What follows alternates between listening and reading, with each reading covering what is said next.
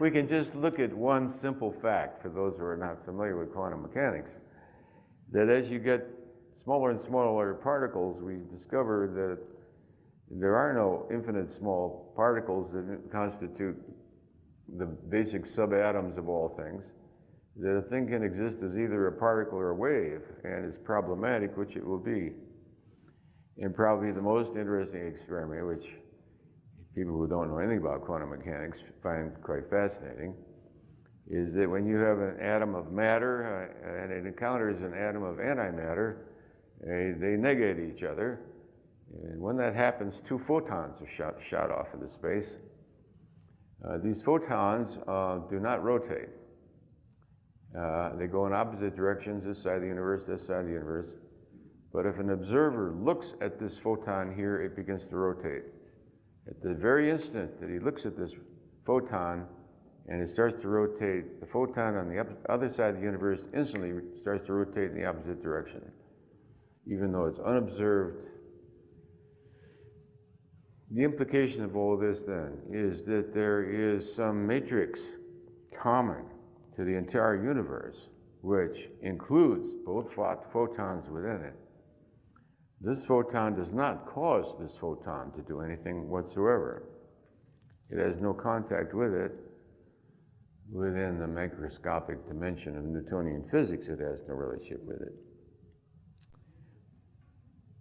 That field, which quantum mechanics comes closest to defining, is what in spiritual work we refer to as consciousness.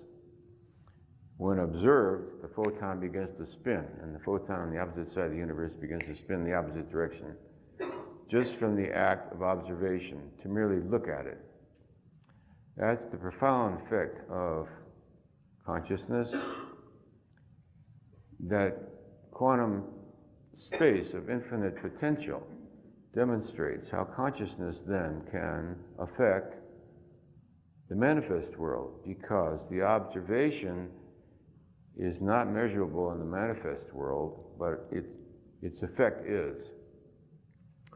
It would explain then the space in which prayer could have an effect. Prayer changes the context. It has a profound energy within the field of consciousness, so that you might say prayer changes the spin of many photons in the universe.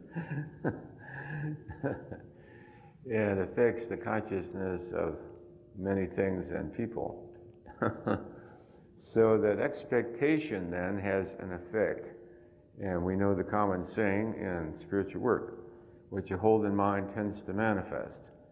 It tends to manifest because you're influencing the infinite quantum potentiality.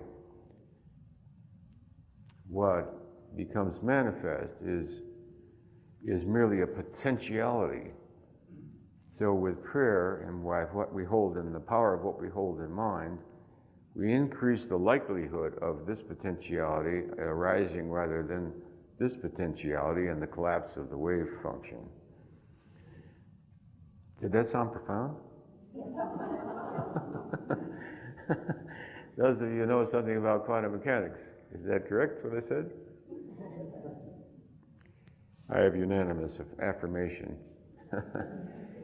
It's the spiritual implication of that. You see, it's difficult for the mind, which is used to world speak, the world of the Newtonian macrocosm, the measurable finite world, to make the jump to the nonlinear domain. So we try to express spiritual reality in terms of a progression from the known to the unknown, from the linear to the nonlinear. We establish the scale of consciousness to try to establish a way of comprehending, going from the known to the unknown, and making it more comprehensible in a style of understanding which the mind is used to. A good part of the world refutes the reality of the nonlinear domain, any reality to spirituality. And one reason it does so is that First of all, it can't comprehend it. The other thing is it doesn't want to be answerable. If there's a spiritual domain, it doesn't want to be answerable to a spiritual reality. It wants to be free of that threat, so it can do what it wants to do.